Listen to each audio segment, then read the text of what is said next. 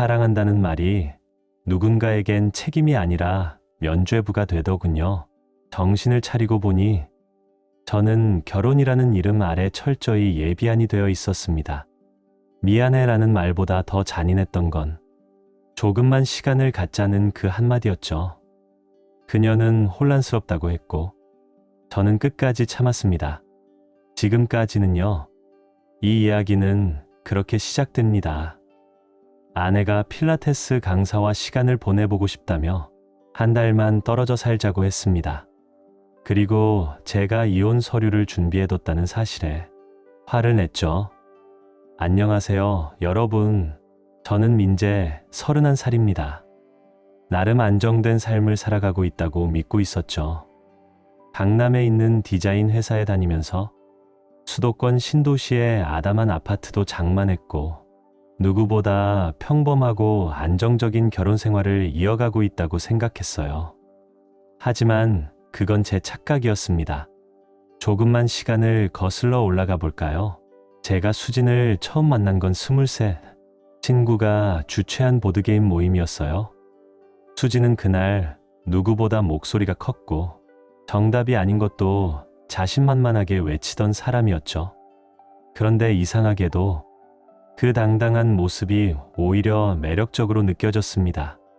자신감 넘치는 사람, 그게 바로 수진이었어요. 퀴즈 마스터와 엉뚱한 정답을 두고 실랑이를 벌일 때도 전 오히려 더 끌렸던 것 같아요. 그 당시 그녀는 편집숍에서 아르바이트 중이었고 그 후로도 편의점, 리셉션, 반려견 산책 대행 같은 일들을 짧게 하다가 결국엔 집안일에 집중하겠다고 했죠. 저는 괜찮았습니다. 제가 버는 돈으로 둘이 살아가는데 큰 무리는 없었고 무엇보다 그녀가 행복하다면 된다고 생각했어요. 게다가 수지는 집안을 정말 잘 꾸미는 사람이었어요. 늘 정돈된 공간 속에서 저는 편안함을 느꼈고 그런 일상이 소중하게 다가왔죠. 우리는 성향이 정반대였지만 그래서 더 잘 맞았습니다. 수지는 즉흥적이고 에너지가 넘치는 사람이었고 가끔은 해질 무렵 갑자기 지금이라도 강릉 갈래? 라고 말하곤 했죠. 기름도 없고 숙소 예약도 안 된 상태에서요. 전 속으로는 한숨을 쉬면서도 사실 내심 그런 그녀가 즐거웠어요. 그녀는 일상을 특별하게 만들었고 저는 그런 그녀 옆에서 현실적인 기반을 다졌죠. 균형이 좋았어요. 적어도 그땐 그렇게 믿었어요. 시간이 흘렀고 우리 삶도 별탈 없이 흘러가는 듯 했죠. 그러던 어느 날 약 반년 전쯤 수진이 운동을 다시 시작하겠다고 했습니다. 몇 년 전부터 말은 많이 했지만 직접 등록까지 한 건 이번이 처음이었어요. 헬스장에 등록하고 필라테스 수업도 예약했더군요. 속으로는 좋은 일이네 싶었습니다. 그리고 그때 등장한 사람이 바로 태훈이었어요. 수진의 필라테스 강사, 28살, SNS에선 제법 유명한 피트니스 인플루언서, 마치 조각 같은 몸, 햇살처럼 웃는 미소, 능청스럽게 말도 잘하더군요. 거울 앞에서 몸을 체크하는 시간이 더 길어 보이는 사람인데 그게 또 묘하게 사람들한테 통하는 모양이죠. 처음엔 그냥 그러려니 했습니다. 수업 열심히 듣고 의욕이 생긴다면 좋은 거니까요. 그런데 시간이 흐를수록 뭔가 조금씩 이상해지기 시작했죠. 처음엔 태훈이라는 사람에 대해 별다른 생각이 없었어요. 필라테스 강사니까. 그런 직업은 원래 사람에게 자신감을 주고 북돋아주는 게 일이잖아요. 수진이 운동에 재미 붙이고 좋은 강사를 만났다면 좋은 일이라 여겼죠. 하지만 점점 이상한 점이 눈에 띄기 시작했습니다. 수진이 자꾸 태훈 얘기를 꺼내기 시작한 겁니다. 그것도 꽤 자주요. 태훈쌤 말로는 스쿼트가 하체 탄력의 최고래. 이번에 추천해준 단백질 쉐이크 진짜 맛있어. 코어 운동을 먼저 해야 유산소도 효과가 좋다더라. 처음엔 그냥 흘려들었어요. 운동에 빠져 있다 보니 그럴 수도 있겠다 싶었죠. 괜히 질투하는 남편처럼 보이고 싶지 않았거든요. 그런데 그 변화는 점점 더 선명해지고 있었습니다. 가장 먼저 달라진 건 그녀의 운동복이었어요. 전에는 늘 늘어난 레깅스에 박시한 티셔츠를 입고 나가던 사람이었는데 어느 날부턴가 광고 속 인플루언서처럼 컬러풀한 상하의 세트를 입고 다니더라고요. 몸에 착 붙는 레깅스에 배가 살짝 보이는 크롭탑까지 눈에 확 띄는 네온 컬러도 입고 나가던데 솔직히 말해서 당황스러웠어요. 그런 스타일이 자신감을 준다고 말하길래 일단 이해하려고 했어요. 하지만 그 다음부터는 운동 빈도 자체가 바뀌었어요. 주 23회 가던 필라테스 수업이 어느새 주 56일로 늘었고요. 수업도 원래는 1시간이었는데 2시간씩 걸리고 그 후엔 혼자 유산소 운동까지 하고 온다고 했어요. 집에 돌아올 땐 늘 기분이 좋아 보였죠. 오늘은 태훈쌤이 진짜 빡세게 시켰어. 새로운 스트레칭 알려줬는데 진짜 시원했어. 그 말을 들으며 문득 생각했어요. 이 집에 살고 있는 게 나 혼자 아닌가. 이 결혼 생활에서 내가 점점 밀려나고 있는 건 아닌가. 운동 얘기만이 아니었어요.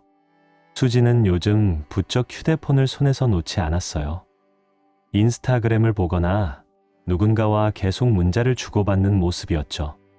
제가 방에 들어가기만 하면 화면을 잠그거나 폰을 테이블에 엎어두는 버릇도 생겼고요. 누구랑 그렇게 자주 연락해?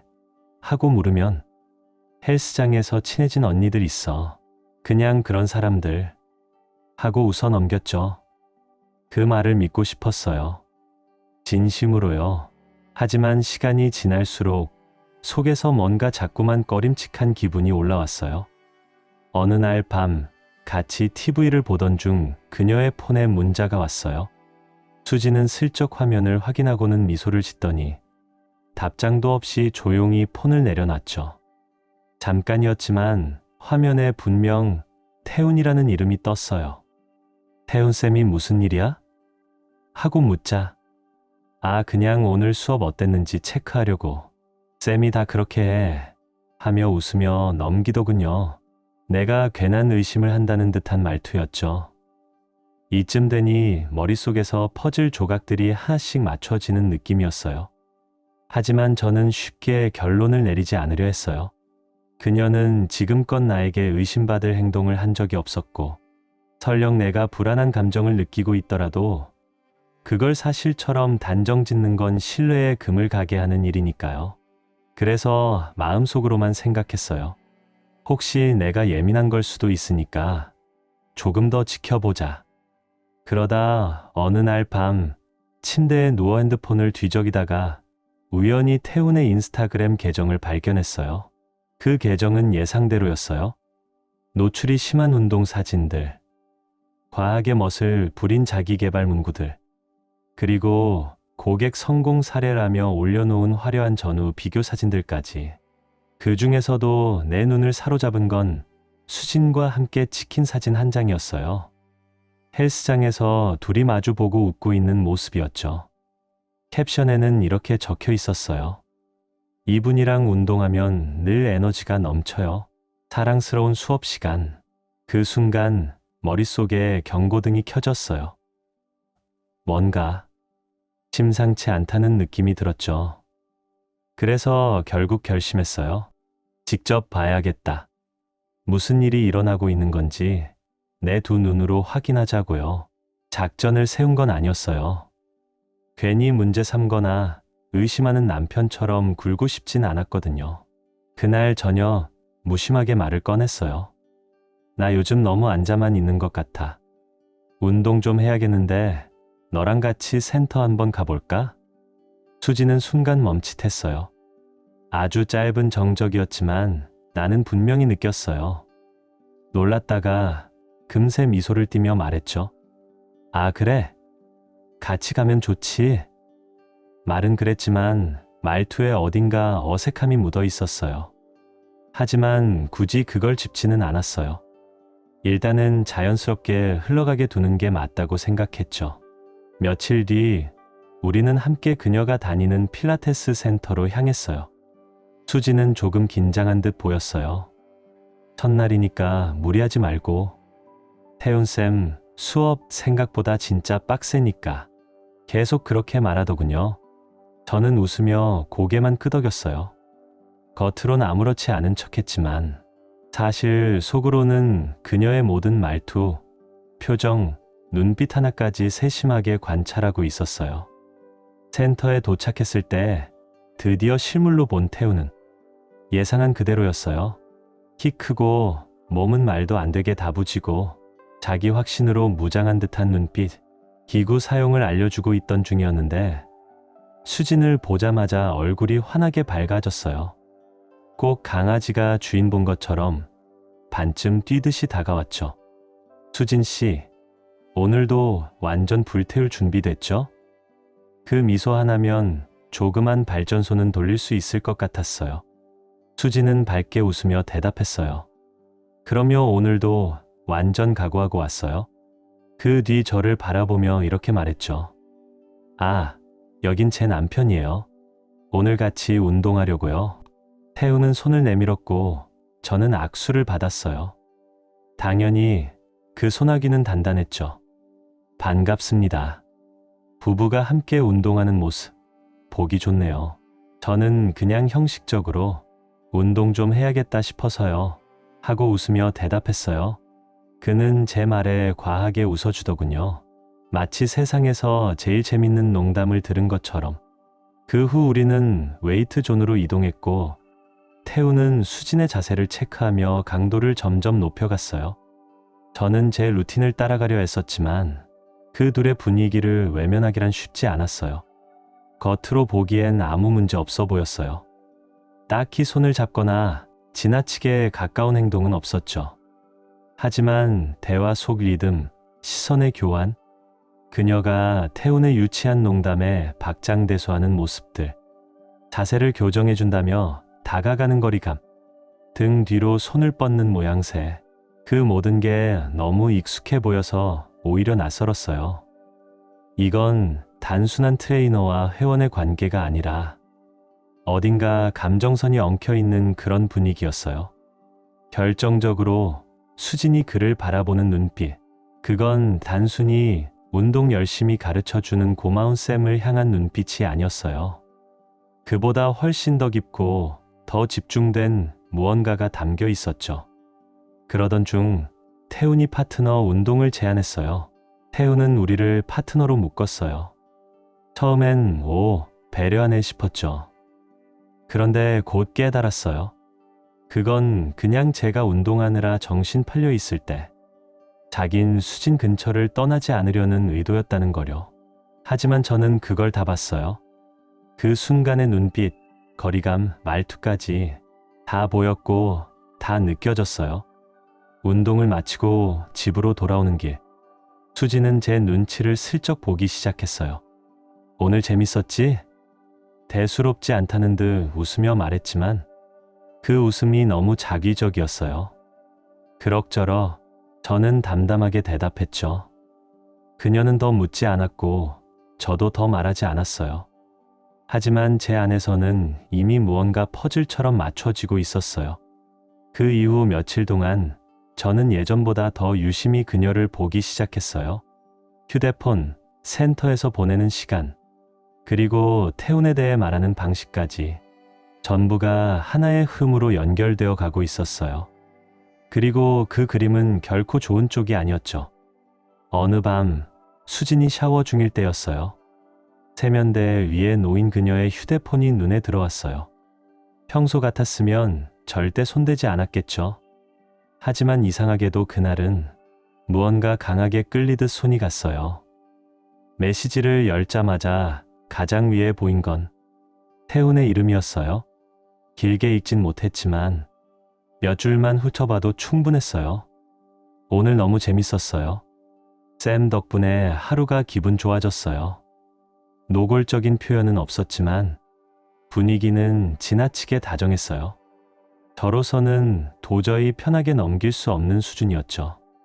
그날 밤 결국 더는 참지 못하고 말을 꺼냈어요. 저녁을 마친 뒤였죠. 수진아. 응?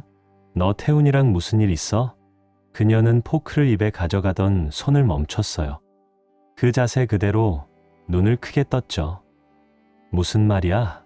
정말 모르는 척 할 거야? 요즘 그 사람이랑 얼마나 자주 연락하는데. 말하는 것도 행동도 다 바뀌었어. 그녀는 당황한 기색을 숨기지 못했어요. 그 와중에도 뭔가 말을 꾸며내려는 듯 눈동자가 바쁘게 움직였죠. 수어, 왜 시간에도 연락하고 있잖아. 도대체 왜? 제 목소리는 최대한 차분하게 유지했지만 안에서는 이미 불이 났었어요. 수지는 손에 쥐고 있던 포크를 내려놓고 말했어요. 우리 얘기 좀 해야 할 것 같아. 결혼한 사람이라면 누구나 배우자에게 의심을 드러냈을 때 듣기 싫은 최악의 네 글자. 얘기 좀 하자. 그 말을 들은 순간 저는 직감했어요. 이 대화는 미안해. 내가 너무 오버했어로 끝날 리 없다는 거려. 그녀가 돌아올 대답은 아마도 꽤나 말도 안 되는 이야기일 테니까요. 저는 등을 등받이에 기댄 채 팔짱을 꼈어요. 그래, 말해봐. 수지는 뭔가 불편한 듯 몸을 비틀었어요. 평소 같았으면 말싸움도 능숙하게 받아치던 사람인데 오늘은 눈을 마주치지도 못하더군요. 어떻게 말해야 할지 모르겠어. 이런 말로 시작하는 이야기가 절대 좋을 리 없다는 건 누구나 알죠. 아무튼 그게 내가 생각하는 그런 건 아니야. 아, 그래? 그럼 뭔데? 제 눈썹이 올라갔고 목소리는 평온하지만 날이 서 있었죠. 수지는 깊게 숨을 들이쉬고는 말했어요. 요즘 내가 좀 혼란스러워. 혼란? 제가 되물었죠. 감정 없는 목소리로. 무슨 혼란? 그녀는 잠시 망설이다가 결국 입을 열었어요. 우리 사이에 대해서 그리고 태훈쌤에 대해서도. 드디어 그 말이 나왔어요. 저는 아무 말도 하지 않고 그녀를 바라봤어요. 이제 그녀가 무슨 말을 더 이어갈지 끝까지 들어봐야겠다고 생각했죠. 그렇게 하려던 건 아니었어. 수지는 다급하게 말을 이었어요. 내가 이걸 계획한 건 진짜 아니야. 그냥 태훈쌤이랑 시간을 보내다 보니까 뭔가 이상하게 마음이 연결된 느낌이랄까. 연결감? 그 말을 듣는 순간 웃음이 나왔어요. 진심에서 나온 웃음은 아니었죠. 황당함에 가까운 웃음. 연결감? 제가 되물었어요. 그게 지금 내가 말하고 싶은 전부야? 그게 핑계가 된다고 생각해? 수지는 움찔했지만 말을 멈추진 않았어요. 이런 감정 느끼고 싶었던 것도 아니었어. 정말이야. 민재, 난 널 사랑해. 그건 진짜야. 근데 요즘 들어 그냥 내 인생 전체가 헷갈리는 기분이야. 그 전체라는 게 우리 결혼도 포함된다는 거야? 응, 아니, 나도 모르겠어. 수지는 답답한 듯 두 손을 들었다 내렸어요. 요즘 나 자신을 잃은 느낌이야. 이 집 안에서의 나 말고, 우리라는 관계 안에 나 말고, 그냥 나 자신 말이야. 제 인내심이 점점 바닥을 보이기 시작했어요. 하지만 최대한 담담하게 물었죠. 그래서 그걸 찾겠다고 태운 팔뚝 사이에서 헤매고 있다는 거야? 그건 아니지. 수지는 단번에 발끈했어요. 그렇게 단순하게 말하지 마. 그럼 제대로 말해봐. 왜 지금 너는 우리 관계보다 그 사람과의 연결이 더 중요해 보이는 건데? 수지는 깊게 숨을 들이쉬었어요. 떨리는 마음을 다잡으려는 듯 보였죠. 그냥 시간이 필요해. 이 감정이 뭔지 제대로 생각해보고 싶어. 시간? 제가 물었어요. 그럼 그 생각해보는 시간이라는 게 구체적으로 어떤 거야? 수지는 아주 짧은 순간 멈칫하더니 결국 터트리듯 말했어요. 태훈쌤이랑 조금만 시간을 보내보고 싶어. 그 말이 공기 중에 떠다녔어요. 순간 아무 말도 할 수 없었죠. 정말 지금 그 말을 한 거야? 진심이야? 수지는 눈을 내리깔다가 다시 마주보며 고개를 끄덕였어요. 목소리는 떨렸지만 눈빛은 이상하게 단단했어요. 진심이야. 웃음이 나올 뻔했어요. 억지로 참았죠. 그러니까 요약하자면 넌 지금 너네 쌤이랑 시간을 보내보겠다고? 난 그동안 여기서 멍하니 기다리면서 내 감정 실험이 끝나기만 바라면 되고, 민재, 그런 식으로 말하지 마. 상처 주고 싶은 게 아니었어. 수지는 방어적인 어조로 말했어요. 그냥 명확히 하고 싶어서 그래. 이게 진짜 감정인지 아니면 그냥 잠깐의 감정 착각인지. 잠깐? 제가 되물었어요. 그러니까 이게 중년의 위기 같은 거라는 거지. 보통은 외제차를 사는데 넌 퍼스널 트레이너를 데려온 셈이고, 그녀는 움찔했지만 부정하진 않았어요. 나는 한 3주만 시간을 가져보고 싶어. 그 시간이면 내 마음이 확실해질 것 같아. 그녀가 그렇게 말했을 때 저는 이 여자가 지금 뭘 요구하고 있는 건지 도저히 이해할 수 없었어요. 그러니까 정리하자면 태훈이랑 3주간 시험적으로 지내보면서 우리 결혼을 계속할지 말지 결정하고 싶다는 거야. 그녀는 바로 대답하지 않았어요. 그 침묵이 오히려 모든 걸 말해주었죠. 내가 뭘 그렇게 잘못했길래 이런 말도 안 되는 요구를 듣고 있어야 하지. 화가 치밀어 올랐지만 그보다 더 컸던 건 믿기지 않는 허무함이었어요. 수진아, 우리 결혼 생활이 너한텐 진짜 행복했니? 왜냐면 지금 이 상황만 보면 전혀 그렇게 안 느껴져. 그 말에 그녀는 고개를 번쩍 들었어요. 눈이 커졌고 당황한 얼굴로 말했어요. 당연히 행복했지, 민재야. 넌 정말 뭐든 다 해줬고 항상 믿음직했어. 그건 진심이야. 넌 늘 안정적이고 믿음직하고 뭐든 나 위해줬잖아. 수진이 그렇게 말했어요. 그래. 지금 그 말 너 스스로 잘 들어봐. 제 목소리는 예상보다 날카로워졌어요. 지금 넌 날 완벽한 남편이라고 묘사하고 있어. 그런데 그런 남편한테 트레이너랑 마음 정리 좀 해볼 수 있게 시간 좀 달라고 말하고 있어. 이게 말이 된다고 생각해? 말도 안 되는 건 아니잖아. 수지는 목소리를 높였어요. 나는 솔직하려고 하는 거야. 그게 당신이 항상 바랐던 거잖아. 솔직함. 아, 그럼 솔직해서 너무 고맙다. 제가 양손을 들어 올렸어요. 내 아내가 운동쌤이랑 데이트해 볼 수 있게 한 달 휴가 요청한 걸 이렇게 솔직하게 말해주다니. 정말 감사하지. 제 말이 끝나자마자 그녀의 눈에 눈물이 고였어요. 잠깐 마음 한쪽이 흔들릴 뻔했죠.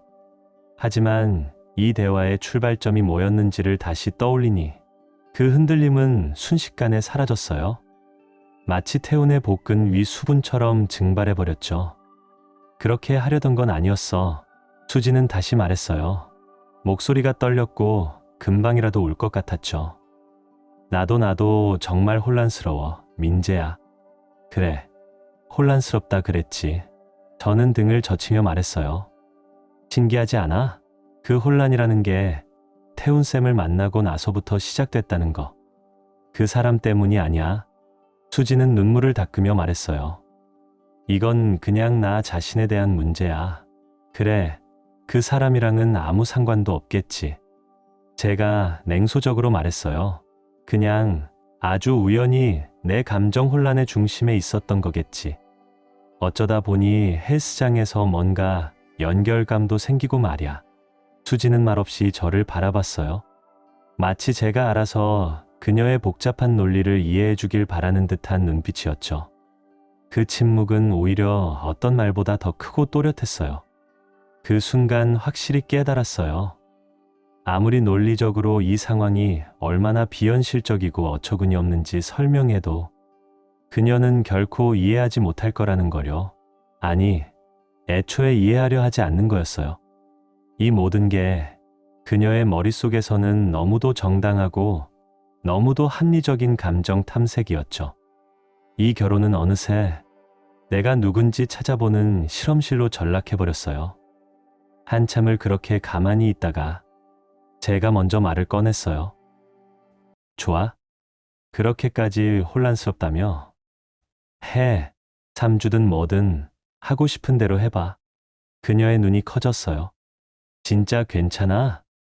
그래, 괜찮아. 목소리는 차분했지만 냉정했어요. 내가 그게 필요하다고 생각한다면 그렇게 해. 그녀는 안도한 듯 미소를 지었어요. 아이러니하게도 저는 이미 마음이 완전히 떠나 있었는데도 말이죠. 그녀는 자리에서 일어나 저를 껴안았어요. 고마워, 민재야. 지금 너무 복잡하겠지만 정말 이게 우리 둘한테 필요한 과정이라고 생각해. 우리라는 말을 그렇게 아무렇지 않게 반복하더군요. 마치 이게 둘이 함께 고민 끝에 내린 결론이라도 되는 듯. 그녀는 정말 이걸 공동 프로젝트처럼 생각하고 있었어요. 하지만 저는 반박하지 않았어요. 소리 지르지도 않았고 그녀의 마음을 되돌리려 하지도 않았죠. 그냥 고개를 끄덕이며 말했어요. 하고 싶은 대로 해. 왜냐하면 저는 이미 알고 있었거든요. 이건 우리의 문제가 아니었어요. 이건 수진만의 선택이었고, 그렇다면 저는 굳이 따라가 줄 이유가 없었어요. 그리고 한 가지는 분명했어요. 그녀가 떠나는 걸 제가 막지는 않을 거고, 기다리는 일도 없을 거라는 거예요. 그녀가 방을 나서는 순간, 저는 이미 머릿속에서 다음 단계를 그리기 시작했어요. 그녀는 당장 짐을 싸진 않았어요. 아마 수지는 이 시험적 별거를 조금씩 자연스럽게 시작하고 싶었나 봐요. 그렇게 한다고 덜 황당해지는 것도 아니지만요. 며칠 동안 수지는 이상하게 친절하다 싶을 만큼 상냥해졌다가 다시 폰에 얼굴을 파묻고 누군가와 계속 연락을 주고받았어요. 99% 확신했죠. 그 상대는 엄마가 아닐 거라고.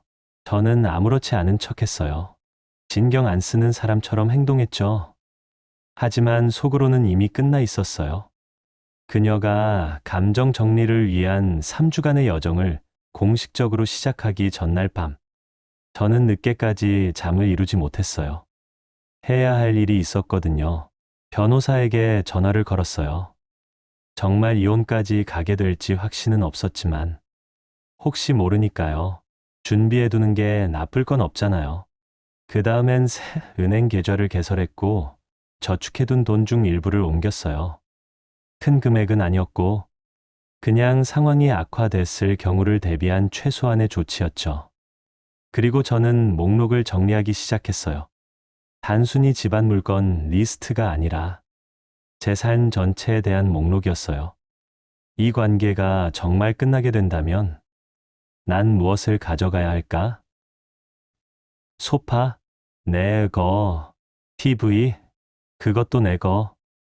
의자마다 억지로 올려놨던 수십 개의 쿠션? 다 가져가라. 난 필요 없다. 그렇게 정리하고 나니 이상하게도 더 이상 화가 나지 않았어요. 그냥 끝났다는 느낌뿐이었죠. 설명하기 어려운 감정이었어요. 그날 밤 무언가가 확실히 달라졌어요. 지금껏 저는 수진의 행동을 이해하려 했었고, 이 결혼을 어떻게든 고쳐보려고 했어요. 하지만 이제는 저 자신을 고치는 데 집중하기로 했어요. 다음 날 아침 수진이 드디어 말했어요. 짐을 좀 챙기겠다고요. 마치 주말에 스파 예약이라도 해둔 사람처럼 가볍고 발랄한 어조였어요. 이렇게 떨어져 지내는 게 우리한테 도움이 될 것 같아. 그녀는 그렇게 말하며 웃었어요.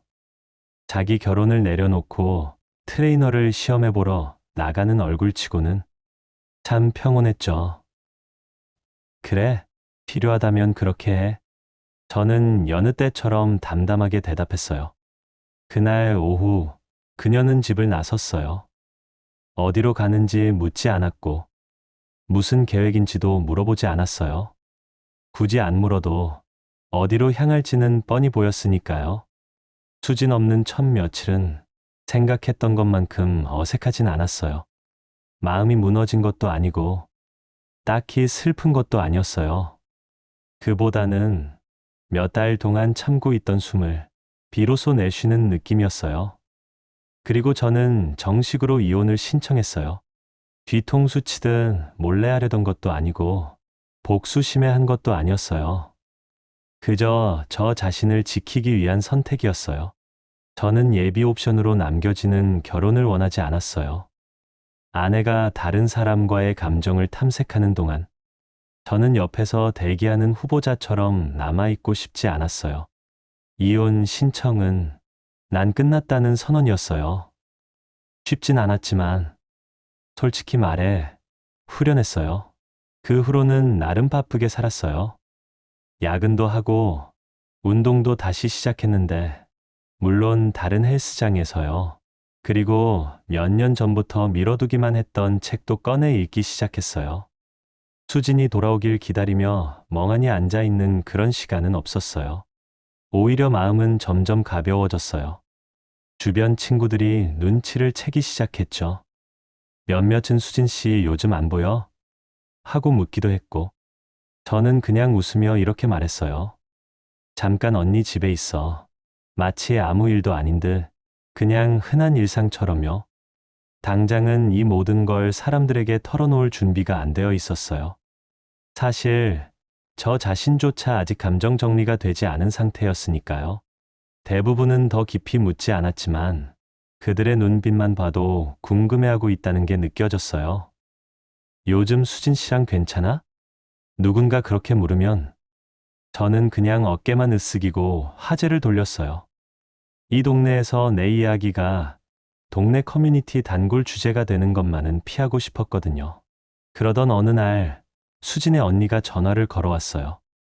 말투는 비웃듯 가벼웠고 상황 자체를 대수롭지 않게 여기는 듯 했죠.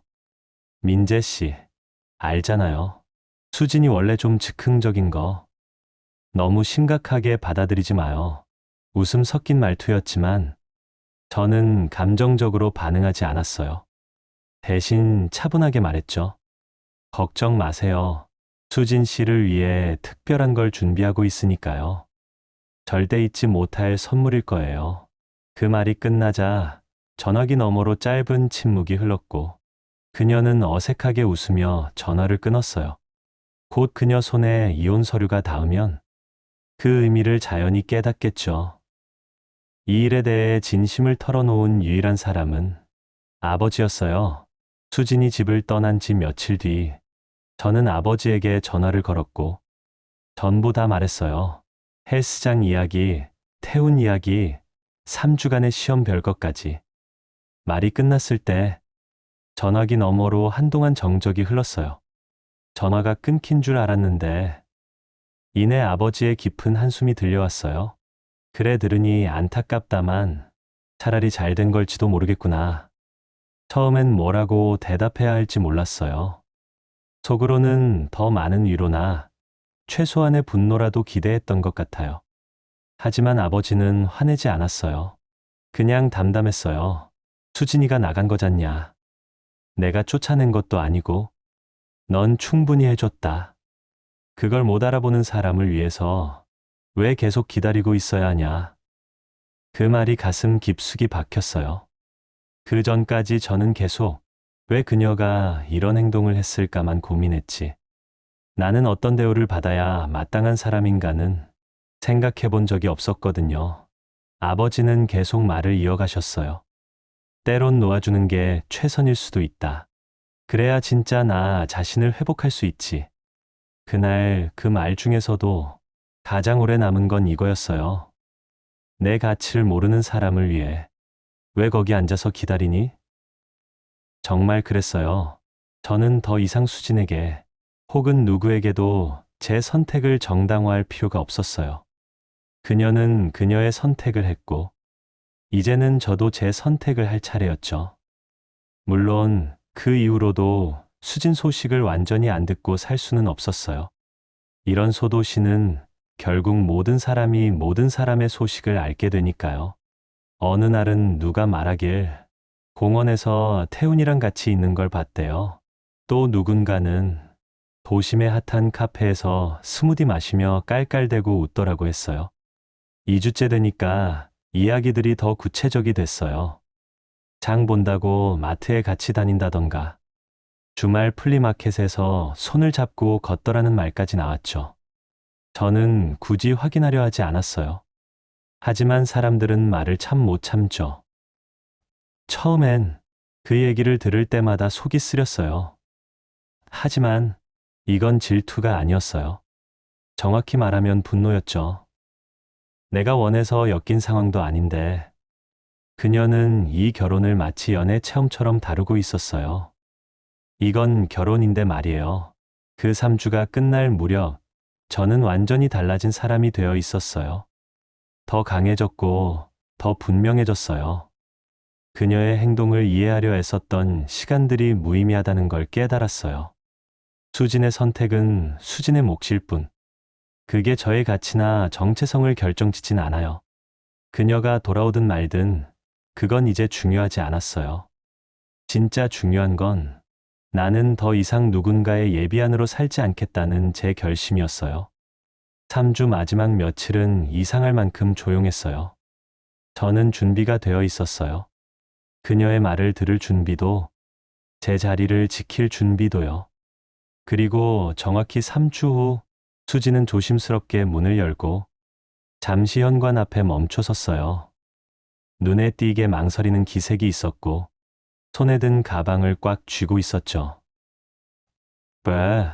머리는 정갈하게 정리돼 있었고 화장은 자연스럽지만 신경 쓴 흔적이 보였어요. 표정은 어딘가 긴장돼 보였고 제발 받아줘라는 마음이 읽힐 정도였죠. 나왔어. 가방을 조용히 내려놓으며 작게 말했어요. 마치 친구들과 주말 여행이라도 다녀온 듯한 말투였어요. 3주간 트레이너와 감정을 확인하러 떠났던 사람 같진 않았죠. 저는 소파에 앉아 리모컨으로 TV 채널을 넘기고 있었어요. 내용은 하나도 안 들어왔죠. TV를 음소거로 돌리고 그녀를 바라봤어요. 다녀왔네. 수지는 잠깐 멈칫했어요. 아마 제가 벌떡 일어나 그녀를 끌어안고 그래서 날 선택했어. 아니면 그 사람이야? 라고 묻길 기대했던 것 같아요. 하지만 그런 반응이 없자 조심스럽게 제 옆에 앉았어요. 너무 가깝지도 너무 멀지도 않게 마치 물 온도 확인하듯 거리두기를 하며 우리 얘기 좀 하자. 목소리는 낮고 조심스러웠어요. 저는 고개를 돌려 그녀를 바라봤어요. 표정은 여전히 무표정하게 유지했어요. 그래, 해봐. 그녀는 뭔가 곧 이해해줘야 할 말을 꺼낼 때 자주 짓던 미소를 지었어요. 늘 어이없는 부탁 전에 쓰던 부드러운 포장용 웃음. 요즘 정말 많은 생각을 했어. 마치 산타클로스가 없다는 걸 알려주는 엄마처럼 부드럽지만 조심스러운 어조였어요. 그리고 결국 난 한 가지를 확실히 깨달았어. 저는 소파 등받이에 등을 기댄 채 이젠 무슨 말을 하나 싶어 기다렸어요. 민재야, 넌 나한텐 정말 소중한 사람이야. 난 널 깊이 아끼고 있어. 우리가 가진 건 특별한 거야. 그리고 안정적이야. 안정적. 저는 그 단어를 되뇌었어요. 감정 없이, 평평하게. 그래, 안정적. 수지는 그 말이 최고의 칭찬인 양 고개를 끄덕였어요. 우리가 함께 쌓아온 시간. 이 집, 우리 둘만의 역사. 그걸 쉽게 버릴 순 없을 것 같아. 저는 조용히 고개를 끄덕이며 그녀가 계속 말하게 놔뒀어요. 그리고 태훈쌤, 그녀는 잠시 말을 멈췄어요. 이 부분을 어떻게 말해야 본인 책임으로 보이지 않을까 고민하는 눈치였어요. 그 사람은 재밌었어. 근데 내가 원하는 사람은 아니었어. 미성숙해. 미성숙. 저는 다시 따라 말했어요.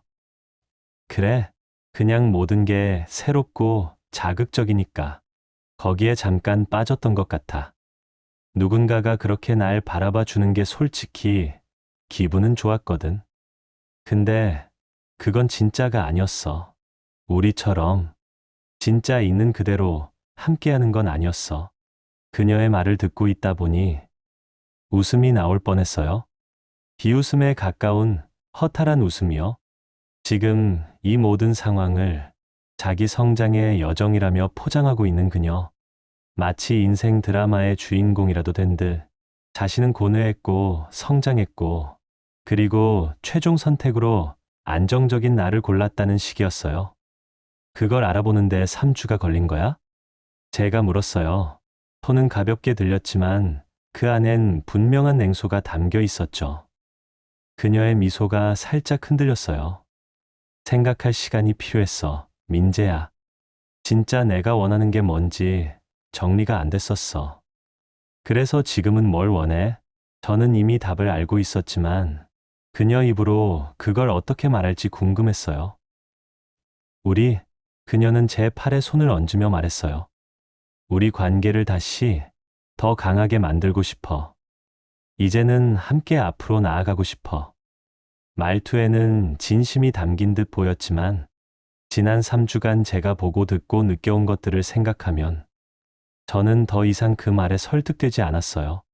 저는 조용히 일어섰어요. 그녀의 손은 허공에 멈췄고요. 잠깐만, 그리고 주방 쪽으로 걸어갔어요. 수지는 당황한 듯 저를 바라봤어요. 무슨 말을 꺼내려는 걸까? 그런 눈빛이었죠.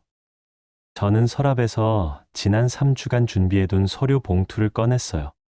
그리고 다시 거실로 돌아와 그것을 커피 테이블 위에 내려놨죠. 이게 뭐야? 그녀는 혼란스러운 표정으로 물었어요. 이혼 서류야. 제 목소리는 담담했어요. 그녀의 눈이 커졌어요. 혼란은 곧 놀라움으로 바뀌었고, 지금 농담이지? 말도 안 된다는 듯 웃었어요. 아니, 진심이야. 민재야, 제발. 이거 웃기지 않아. 수지는 억지 웃음을 지으며 말했지만 제 표정은 변하지 않았어요. 웃기려고 하는 게 아니야. 나는 예비안이 아니거든. 그녀는 숨을 들이켰어요. 예비안이라니 그건 너무하잖아. 그래, 난 그렇게 느껴졌어. 넌 3주간 다른 사람과 감정을 시험했고 그게 아니라는 걸 깨달은 후 그냥 다시 돌아와서 모든 걸 예전처럼 되돌리길 바라는 거잖아. 하지만 이건 그렇게 간단한 문제가 아니야, 수진아. 결혼은 누가 좀 더 괜찮아 보인다고 왔다 갔다 하는 문제가 아니야. 그녀의 눈에 눈물이 고이기 시작했어요. 잠깐 진심으로 사과할까 싶었지만 그 대신 그녀는 방어적으로 나섰어요. 나도 실수한 건 알아. 근데 이게 당신을 예비한 취급한 건 아니야. 난 내 감정이 헷갈렸고 그걸 정리하려고 했던 것뿐이야. 그리고 그 과정에서 너는 수십 가지의 잘못을 저질렀지. 제가 조용히 말을 이었어요. 그녀는 자리에서 벌떡 일어났어요. 그래서 그냥 다 버리겠다는 거야? 그 한 번의 실수 때문에? 그건 한 번의 실수가 아니었어. 너는 수많은 선택을 했고 그 선택 속에 날 뒤로 미뤄둔 게 분명히 있었어. 거짓말을 했고 몰래 연락했고 결국엔 떠났지. 그리고 지금은 나는 그런 걸 더는 받아들이지 않겠다는 선택을 하는 거야. 그녀는 저를 바라봤어요. 분노, 슬픔, 혼란이 섞인 복잡한 표정이었지만 저는 더 이상 흔들리지 않았어요. 지난 3주간 이 순간을 위해 준비해왔고 지금은 그 결정을 실행할 때였어요. 한동안 아무 말도 없었어요. 공기 중엔 무거운 침묵이 내려앉았고 그 정적은 숨막힐 정도로 짙었죠. 그리고 갑자기 수지는 소파에 털썩 주저앉더니 그 자리에서 울음을 터뜨렸어요. 참았던 감정이 터진 듯 어깨를 들썩이며 엉엉 울기 시작했어요. 하지만 저는 그 울음 속에서 이 결혼을 되돌릴 이유를 찾지 못했어요. 그건 늦은 감정이었으니까요. 난 정말 우린 이걸 이겨낼 수 있을 거라고 생각했어. 그녀는 말끝을 흐렸어요. 하지만 저는 더는 대답하지 않았어요. 참을 만큼 참았고 이제는 말도 아깝다고 느껴졌어요. 그녀의 울음은 점점 커졌고 결국 저는 입을 열었어요. 짐 챙겨, 수진아. 목소리는 차갑지도 따뜻하지도 않았어요. 그저 끝이라는 사실을 확인하는 말이었죠. 이제 내가 원하는 답을 얻었잖아. 그리고 나도 내 답을 얻었어. 수지는 천천히 일어났어요. 눈물범벅이 된 얼굴은 절박함과 체념이 뒤섞인 표정이었죠. 진짜 이렇게 할 거야? 응, 진심이야. 그녀는 몇 초간 그대로 서 있었어요. 아마 제가 마지막 순간에 마음을 바꾸길 바랐겠죠. 하지만 저는 변하지 않았어요. 결국 그녀는 깊은 한숨을 내쉬며 가방을 들어 문으로 향했어요. 그리고 문 앞에서 한번 돌아보며 말했죠. 후회할 거야.